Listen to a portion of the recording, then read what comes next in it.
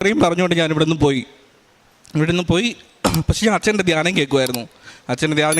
എന്തൊക്കെ കാര്യങ്ങളാണ് ചെയ്യേണ്ടത് എല്ലാം ഞാൻ ശ്രദ്ധിച്ച് കേൾക്കുമായിരുന്നു. അങ്ങനെ അവിടെ എത്തിയപ്പോഴത്തേനും അറിയാമല്ലോ, ഇവിടുത്തെ ട്രീറ്റ്മെൻറ്റും എല്ലാം കഴിഞ്ഞപ്പോഴത്തേനും ഭയങ്കരമായ സ്റ്റക്ക്, ഫിനാൻഷ്യലി ഭയങ്കര ടൈറ്റ്, ഒരു രക്ഷയില്ല. ഭയങ്കരമായ ആ ഒരു സാഹചര്യത്തിൽ ഞാൻ നിൽക്കുമ്പോഴത്തേക്കും 2024 സ്റ്റാർട്ടിങ് തൊട്ട് ഇതാണ് അവസ്ഥ. ആ ഒരു സാഹചര്യത്തിൽ പൊയ്ക്കൊണ്ടിരിക്കുമ്പോൾ ഞാൻ എന്നെക്കൊണ്ട് ആ സമയത്ത് ചെയ്യാൻ പറ്റുന്നതെന്ന് പറഞ്ഞാൽ പ്രേക്ഷിത പ്രവർത്തനങ്ങൾ കറക്റ്റായിട്ട് ചെയ്യാൻ മാക്സിമം ശ്രമിക്കും. എല്ലാ ശനിയാഴ്ചകളിലും നമ്മൾ ഉപവാസമായിരിക്കും. അപ്പോൾ എനിക്ക് ആ സമയത്ത് കൊളസ്ട്രോളും ഉണ്ട്. ഇവൾ നേഴ്സായത് കാരണം തന്നെ ഇവൾ രാത്രിയൊക്കെ എനിക്ക് സലാഡും കാര്യങ്ങളൊക്കെ തരത്തുള്ളൂ, വേറൊന്നും അങ്ങനെ തരത്തൊന്നുമില്ല. ഡയറ്റുണ്ട്, ഈ ട്രീറ്റ്മെൻറ്റ് ഭാഗത്തായിട്ടുള്ള സെപ്പറേറ്റ് വേറെ ഡയറ്റുണ്ട്. അപ്പോൾ അതെല്ലാം ഫോളോ ചെയ്യും. പക്ഷേ ഫിനാൻഷ്യലി ഞങ്ങൾ ഭയങ്കര ഡയറ്റാണ്. അപ്പോൾ അങ്ങനെ ഇരിക്കുമ്പോൾ പോലും ആ സമയത്താണ് അവിടെ നോമ്പ് നടക്കുന്നത്.